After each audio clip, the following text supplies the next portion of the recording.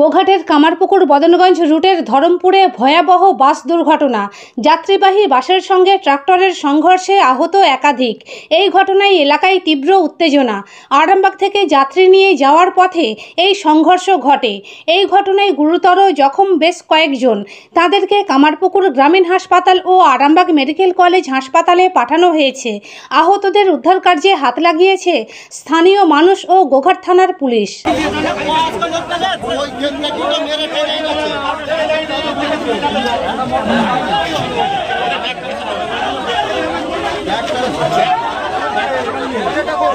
থেকে একটা আমাদের লোকাল বাস এসেছিল বদনগঞ্জের দিকে।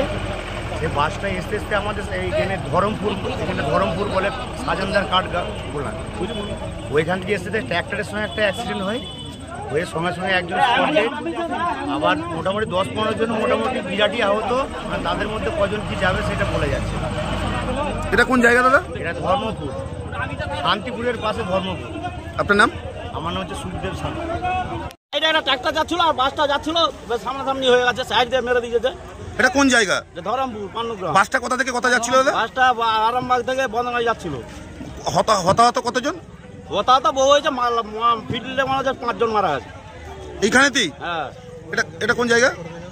এটা ধরমপুর পান্নুগ্রাম।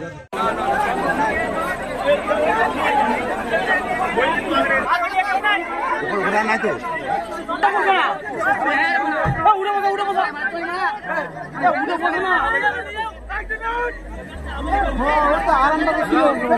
উঠে বসে না গো।